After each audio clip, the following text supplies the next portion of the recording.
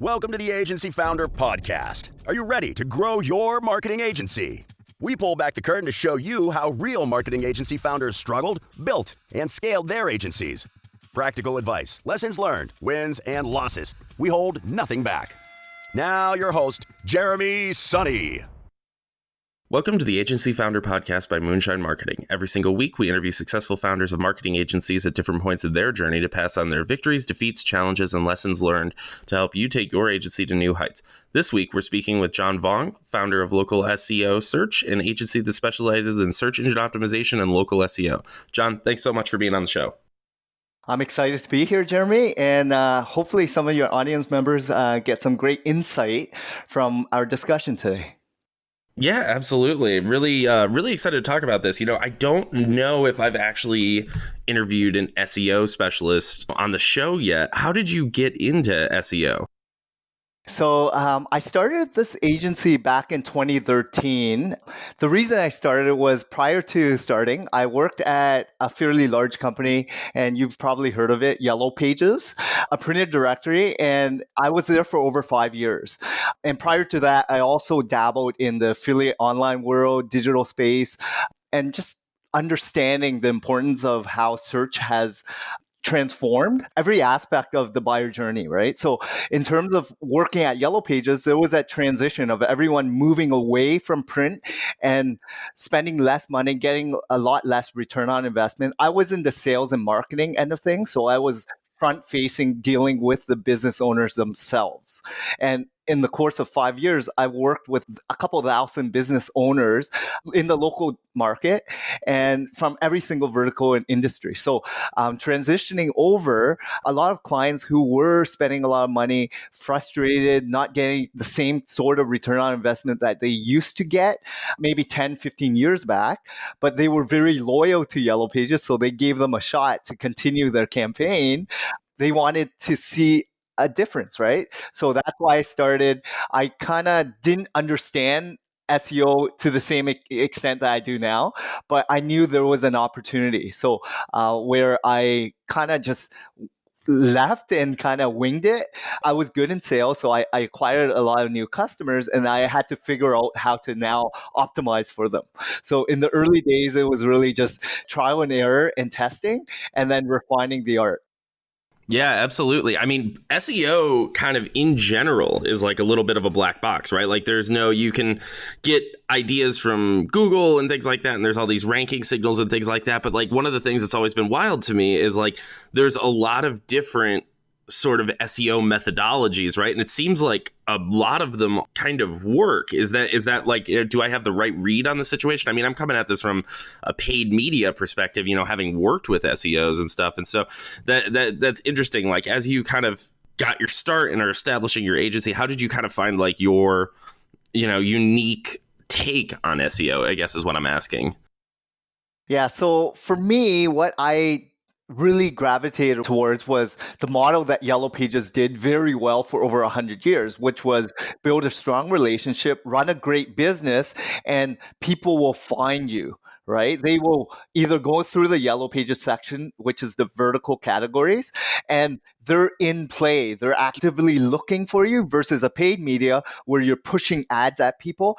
They're coming to you on search, right? So what you have to do is position yourself so that when they're ready to buy, you're visible, right? So what I basically have transformed was people who run a really successful business on a bricks and mortar standpoint, but they don't have a digital presence, or they've dabbled on digital, but they don't have a really strong hold on it. I had to figure out how to position them as leading experts in their domain, authoritative figures. And yes, there's tons of signals. There's over 200 signals, and you have to play with foundational, right? Like when you build a home, you need those foundations to be built in a structure where then Google will then pick you up properly and index it without errors. And then you build influence with links and authority that way, and then get good reputation. There's a lot of signals, right? And that's the challenge a lot of people have to understand in terms of search. There's no one size fits all. And like with paid, you pay and there's landing page optimization you do. some budgeting, but it's a little bit different than SEO, right? Right. Yeah. Absolutely. Yeah. Totally different in a lot of aspects. I think that a lot of people think like digital marketing and think it's all sort of the same thing, and it couldn't be more different, in some ways like that. And so that's really interesting. Kind of. It seems like your approach from an agency standpoint has been, that like kind of local SEO, kind of small, medium-sized businesses and stuff like that. I know that you said that like your time at Yellow Pages sort of influence that, but like is ultimately, that's the market that you're after. And what do you like best about that market that made you kind of go all in that direction? Yeah, so over the years, I did work for affiliate online marketing companies. I worked for B2B, large Fortune 500 companies. And what I found most difficult was the relationship, right? You don't really meet and see the true person behind it all. You can't uncover that, right? But when you're dealing with a real business owner on a local level, they're genuine people. They have families, they have a real desire to really build a community, a tribe, a following, right? With real customers. So that's what gravitated me to build an agency that really reflects what humans really want, right? Like a true relationship with the actual owner. And that's why I push towards small, medium sized businesses, because that's what I believe is the foundation of every single local market and community. No, absolutely. I really tend to agree, right? That's one of the better parts of working with like kind of small, medium sized teams is you can actually, have relationships with the folks behind it where, yeah, I've also worked with like the Fortune 500 set and, it's one manager like above another manager above another. And it's kind of like depersonalized, you know what I mean? Like you're hired very much so to do a job and that's it. And so there's pluses and minuses to kind of each.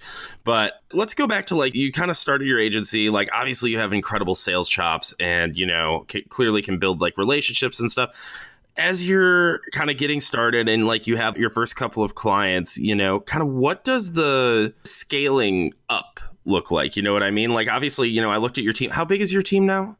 We have about 30 plus. That's really incredible. Like, awesome growth, and love seeing that. So as you, are going and saying, okay, we've got our first clients, like how do you scale and how do you think about like kind of team building, I guess, is what I'm curious about. Yeah, so there's two fronts to it, right? Building a successful client base, and then of course supporting that with team members that can fulfill the actual job, right? So first off, when I first started, I didn't have a problem getting new clients because I've been in sales and marketing all my life. So for me to acquire new customers and front load them with pretty much here, give me a 6-month deposit, let me show you what we can do, and then it was our job in the back end to really perform and produce, right? And over the years, we refined that with really narrowing down the buyer persona, understanding who our ideal customer is. Because early on, I was taking on any mom and pop shop, early stage business entrepreneurs. Now we're looking for more mature businesses that understand the importance of SEO, and we're kind of playing on a relationship. Like we build, like we're a partner to them on the back end so that we're supporting them on the digital landscape end of things and then fulfilling that. So as the team grew, not only did I need one manager and multiple verticals, like we need content specialists, we need technical web developers, we need link builders, we need, just SEO strategy people, we need sales and support. Everything becomes more challenging. And the challenge was to mold everyone with the same core values, right? The same mindset and really helping people transform that. The most important thing is taking care of our clients for the long term. Yeah, so I mean, when you go to kind of, and that's cool that you kind of break it out by like vertical like that, like skill set vertical. That's an interesting. I really like that approach. As you go and like, think about like who are the right people to fulfill and who are, the folks that are going to fit in and do that great work for your clients. What sort of like values and things like that do you look for in like a team member? Yeah. So when I was first starting, I looked at, obviously the first few hires were the most important, right? Because they're the ones that had to do a lot of different, they had to carry a lot of hats because, everyone had to pitch in, right? And later, as we expanded, I think what we found was a lot of trial and error. We made a lot of mistakes, hiring and firing. But as we continue refining it, it was more about the personality and the work ethic as opposed to the experience, right? And I found like people that were a good fit were the ones that wanted to continually learn and make mistakes and always ask questions and wanting to do better for themselves and the business, right? The company. So someone that's motivated, someone that is always desired to move up in life or move up, have a passion for what that is, and just enjoy that positivity, right? And you can tell from either an interview or meeting someone in person, you can tell and you can feel it, right? Like as a salesperson all my life, I basically can read people and read business owners that they're going to be a good fit for for our agency or not. So it's the same thing, right? Reading people as employees. That's really interesting. I really like that, and I've actually come around to like kind of the same thought process myself as I've been growing my team. Is, it's less about the skill set and more about just if you're like a motivated, good person that like wants to do great work and is willing to kind of like go the extra mile and stuff. And you could teach somebody like that anything. They'll be good at, whatever it is that they do in life, because they have that like drive and motivation. And so let's say you've got somebody that's the perfect personality fit, right? How do you actually go about like training that person, right? Yeah, so over the years, we refined our SOP. So our intake on everything from employees to new clients to everything, right? It's a process. And over the years, you just need to trial and error it, right? And have people on board, like an operations manager or HR person that actually understands this role, right? How important it is to get the right people, because what they're going to be doing is supporting all the clients, right? And they have to mold well with the existing team members. And if they don't mold well, then you're going to have a big dilemma because nobody wants to support that person, especially early on, right? So what we find is it's more important for everyone to be on board with a new person, and you feel like you're doing a good job because they require more support, right? The reason we scale is because everyone's loaded, right? And that's the only reason we need more people, right? So the challenge is there's no one size fits all for every employee that's coming on board, right? We always have to work together as a team to figure out these are things that are challenging right now. If we add this person, we could become way more productive and save time on these redundant tasks and let this new person, much more junior, to pick up the slack, right? And it's always a revolving door, right? Like someone that's more senior with X amount more years, they want a more senior role and they want to be challenged in a different way. So it's more of a leadership role versus someone more junior that's more hands-on to get in the nitty gritty of all of it. So it's a fine line. Like even learning as a business owner myself, like I've seen it myself grow while working in sales and marketing, and then becoming a manager to becoming a leader to then becoming a owner, right? Like that evolution of humans, right? As a business owner. Yeah, no, that's really that's like a great lead into kind of the next question that I had for you, which was, what is the experience like of being the owner, and how has your like day-to-day sort of role changed from the early days, which I imagine was like more sales and finding clients and stuff like that, to like what it is today? I'd love to kind of hear like kind of how your personal evolution has happened. Yeah, so early days, I was doing everything. As you know, Right. you would Yeah, spend I know too well. you would spend hours on end trying to figure things out and trying to think you need to do everything. And sooner or later, you're going to realize what's the value of your time, your opportunity cost. And if you can hire someone to do some of your tasks, and so you can produce a higher ticket dollar value for yourself and your team or business, that's what you want to focus on, right? So sales and marketing has always been my strength and my focus. And really, once I hired my VP of sales, he took on that role and I'm more retaining my existing clients.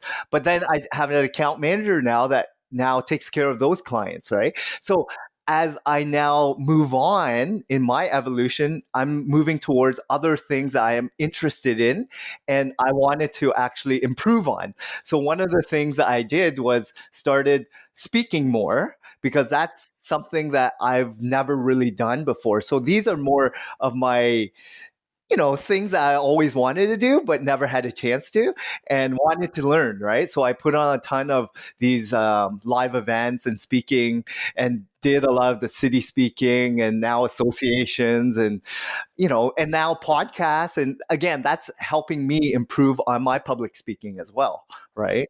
And holding more webinars, and now I'm in the process of writing a book, like things that I've always enjoyed wanting to do. Now I have the ability to do that along with running and managing my team so that they become better people, right? And evolve everyone, like make sure that they have their own personal goals, but helping them achieve those goals more on a personal level, but also on a business level. No, that's really cool. And I like that you're, kind of focusing on these different sort of things as your kind of evolution has been going, and it's interesting because it seems like, coming from like a sales background, it seems like the stuff that you're doing, right, is less like kind of one-to-one and more to like one-to-many, right? Like speaking or writing a book. Is that been like a natural kind of shift? Has it taken more practice than you've thought? Like, tell me about that like process. Yeah. So again, all this is new, right? Me being from sales to business owner to now trying to do a lot of other things. I'm just very motivated to try new things, right? Like my personality is if you don't do it, you'll never know, right? How successful you are, or and really own it, have fun, right? And this is my motto in life, right? Like just try different things. I've done a lot of different things, different jobs over my years, careers. I've done a lot of side hustles, and just own it, be passionate, and really try your best, right, at whatever you do. So even on speaking, I would train. I would read a lot of TEDx books, right? Watch a lot of YouTube videos, figure out how to best position yourself, like storytell, personalize, make it your own, right? So all these things, it's more like if you're going to do it the best you can or don't do it at all. Right. It's the same thing with SEO. If you're going to run an agency, you might as well figure out how to run the best agency you can so that you can say, I gave it all versus I did things half, not to my fullest abilities.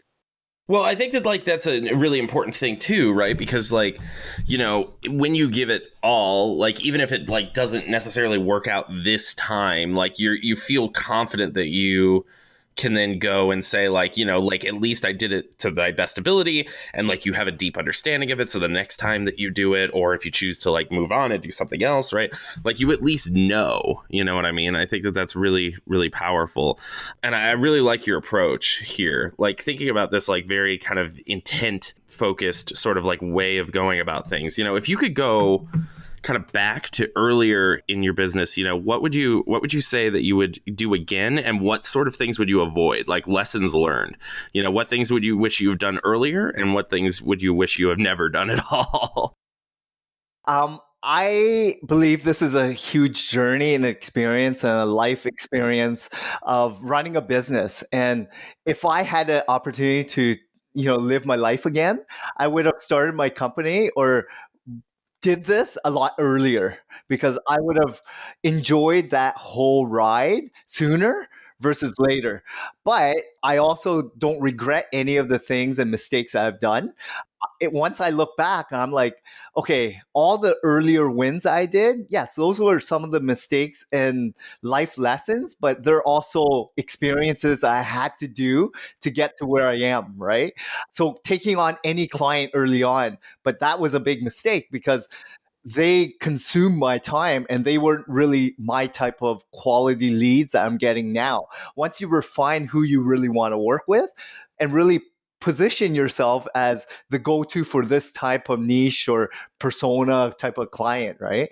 And then running an agency, like spending 14, 16, 18-hour days, like just going in circles trying to figure things out. And if I had to do it again, I would have hired people earlier to take care of the tasks that were very redundant and didn't really take a lot of time, right? But you kind of realize like I could have saved a year from trying to just hire someone and have less stress and make more money. All these things as a business owner, I could have done, but I didn't. But I'm glad I did what I did because I learned and grew in my own way. You know what I mean? Like, and people learn differently, right?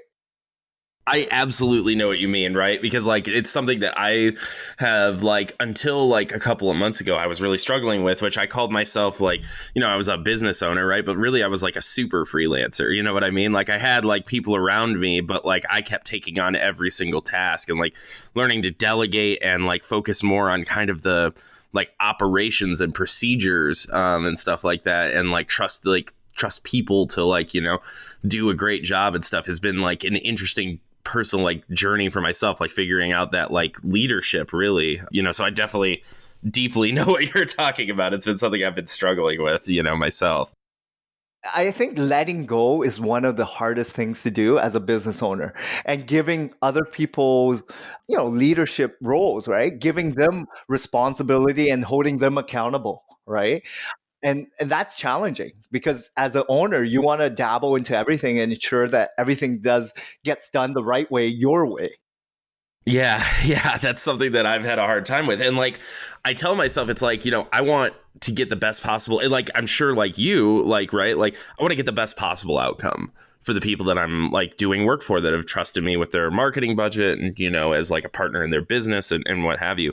And it's just, yeah, it's really hard to let go. But I think that the thing is that, the thing that I've learned is like it's finding those right people, finding those people that you can like really trust and then trusting them to do the right thing. And that's why I loved kind of earlier on when you were talking about like you can figure out the skill set, you can figure out it's about somebody that has a lot of energy and optimism and, is just really working hard. So I appreciate you bringing all that up. That was a really interesting to hear your perspective on it. And I do want to mention, like, taking care of your team, your staff, your people, they're the ones that are the backbone of your business. And I would not have a problem firing customers first, as opposed to, if they're the ones that are draining our team, frustrating everyone, and really like wanting things done their way. No, that doesn't work in this agency, right? Like, we need to ensure we take care of our own people first. No, I love that. I love hearing that. And that's awesome. Obviously why you've been able to build such a successful agency and a great team. John, well, I really appreciate you taking the time to be here with us today. I always give my guests the chance to pitch whatever they want at the end of the episode. And so I'm going to give you 1 or 2 minutes to do that right now. Yeah, honestly, I believe SEO is a great way to build a great funnel for your business, right? Organic search is great. So if you do have any interest in learning a little bit more about search engine optimization, take a look at our website. It's www.localseosearch.ca. And you can reach out to me personally if you have any questions. And you can find me on the team page, look for John Vuong, and connect with me on LinkedIn.